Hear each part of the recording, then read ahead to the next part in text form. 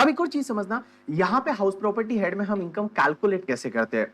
तो देखिए, house property head में कैलकुलेट करने के लिए आप ध्यान रखना, अगर तुम्हारी कोई प्रॉपर्टी है जो सेल्फ ऑक्यूपाइड प्रॉपर्टी है, जिसको आप रेसिडेंस पर्पस के लिए यूज करते हैं, उसमें ये municipal value, fair rent, standard rent वगैरह है, ये सब नील आएगा। इसमें सिर्फ एक ही चीज लेस होती है, that is the interest on loan. जो सेक्शन 24 में इंटरेस्ट ऑन लोन है वो लेस होता है। तो अगर आपका सेल्फ ऑक्यूपाइड प्रॉपर्टी है और उसमें इंटरेस्ट है, तो आपकी सेल्फ ऑक्यूपाइड प्रॉपर्टी की इनकम क्या हो जाएगी? नेगेटिव। बट अगर इंटरेस्ट नहीं है तो सेल्फ ऑक्यूपाइड प्रॉपर्टी की इनकम क्या हो जाएगी? नील। लेकिन बेटा एलओपी डीएलओपी में ये सब चीजें है वो आपकी आती है। यहां पे एक चीज ध्यान रखना, एलओपी में मोस्टली ये सब चीजें आपको मिलेगी, लेकिन डीएलओपी का जब क्वेश्चन होगा, deemed to be let out property, तो उसमें एक्चुअल रेंट नहीं होगा। उसमें एक्चुअल रेंट नहीं होगा क्योंकि डीएलओपी तो सेल्फ ऑक्यूपाइड प्रॉपर्टी होती है, उसको डीएलओपी अपन मानते हैं, deemed to be let out property मानते हैं, तो उसमें एक्चुअल रेंट नहीं होता है, बाकी सब चीजें हो सकती है। अब क्वेश्चन यहाँ पे ये आता है कि सर हाउस प्रॉपर्टी का इनकम निकालते कैसे है? तो लॉ मेकर्स बोलते हैं आप एक काम करिए, सबसे पहले म्युनिसिपल वैल्यू ले लीजिए। म्युनिसिपल वैल्यू किसको बोलते हैं? कि जो भी प्रॉपर्टी का ऐसा वैल्यू होता है जो म्युनिसिपलिटी के हिसाब से, म्युनिसिपलिटी को लगता है कि ये प्रॉपर्टी एक साल में इतना रेंट कमा के दे सकती है, that is called municipal value, या जिसको रेटेबल वैल्यू भी बोलते हैं। तो जो म्युनिसिपल वैल्यू है वो म्युनिसिपलिटी के हिसाब से प्रॉपर्टी की वैल्यू होती है कि ये प्रॉपर्टी एक साल में इतना रेंट कमा के दे सकती है, that is called municipal value. अब म्युनिसिपल वैल्यू को हम कंपेयर करते हैं फेयर रेंट से। फेयर रेंट का मतलब क्या होता है? Reasonable rent. फेयर रेंट का मतलब होता है रीजनेबल रेंट। रीजनेबल रेंट का मतलब होता है कि आजू बाजू की जो प्रॉपर्टी होती है, सेम लोकेलिटी में प्रॉपर्टी का, सिमिलर प्रॉपर्टी का क्या रेंट चल रहा है, that is called fair rent. तो आप एक काम करिए, जो भी म्युनिसिपल वैल्यू और फेयर रेंट है, व्हिचएवर इज हायर ले लीजिए। अब जो भी हायर आएगा उसको आप कंपेयर करेंगे स्टैंडर्ड रेंट से। आप बोलेंगे ये स्टैंडर्ड रेंट क्या होता है? स्टैंडर्ड रेंट होता है, एक रेंट कंट्रोल एक्ट होता है स्टेट गवर्नमेंट का, और रेंट कंट्रोल एक्ट के हिसाब से, रेंट कंट्रोल एक्ट होता है, रेंट कंट्रोल एक्ट के हिसाब से मैक्सिमम रेंट इतना आप ले सकते हैं लीगली।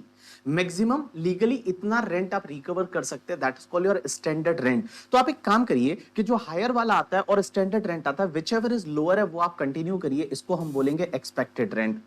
कि आपकी प्रॉपर्टी का एटलीस्ट इतना रेंट तो होना चाहिए, that is called your expected rent. अब इस एक्सपेक्टेड रेंट को आप कंसीडर करेंगे, आप कंपेयर करेंगे एक्चुअल रेंट से। अब आप बोलेंगे एक्चुअल रेंट क्या होता है?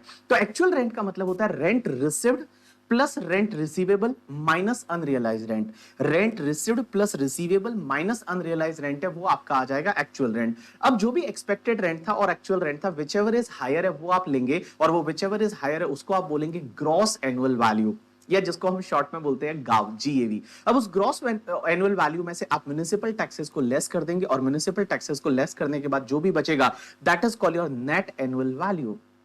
और नेट एनुअल वैल्यू, या जिसको हम नाउ बोल सकते हैं, उसमें से एक डिडक्शन मिलता है सेक्शन 24 का, जो दो चीजों का डिडक्शन मिलेगा। एक तो 30% आप स्टैंडर्ड डिडक्शन ले लीजिए एनएवी का, और दूसरा आपका जो भी इंटरेस्ट ऑन लोन है उसका आप डिडक्शन ले लीजिए। तो जो भी आप डिडक्शन ये लेने के बाद जो बचेगा, that is called your income from house property. तो आपका हाउस प्रॉपर्टी का इनकम कैसे निकालना है? सबसे पहले लीजिए municipal value, compare with the fair rent, whichever is higher, standard rent whichever is lower, it's called expected rent, actual rent whichever is higher. आपके पास गांव आ जाएगा, म्युनिसिपल टैक्सेस आप लेस कर दीजिए, आपके पास नाव आ जाएगा, और नाव में से स्टैंडर्ड डिडक्शन 30% एनएवी का लेस करिए, एंड इंटरेस्ट ऑन लोन आप लेस कर दीजिए, आपको मिल जाएगा इनकम फ्रॉम हाउस प्रॉपर्टी। अब एक चीज समझना, ये जो म्युनिसिपल टैक्सेस होता है ना, ये म्युनिसिपल टैक्सेस क्या होता है कि जो भी ग्राम पंचायत है या म्युनिसिपलिटी है, वो हर साल कुछ ना कुछ टैक्सेस लेती है, that is called municipal taxes. ये म्युनिसिपल टैक्सेस को बहुत बार लोकल टैक्सेस भी बोला जाता है, प्रॉपर्टी टैक्सेस भी बोला जाता है, वाटर टैक्सेस भी बोला जाता है, सेवरेज टैक्सेस भी बोला जाता है, तो इनको सबको अपन म्युनिसिपल टैक्सेस बोलेंगे। अब एक चीज समझना, ये म्युनिसिपल टैक्सेस आपको लेस करने को मिलता है, लेकिन म्युनिसिपल टैक्सेस आपको लेस करने को तभी मिलेगा जब आपने म्युनिसिपल टैक्स है वो एक्चुअल में पेमेंट किया है।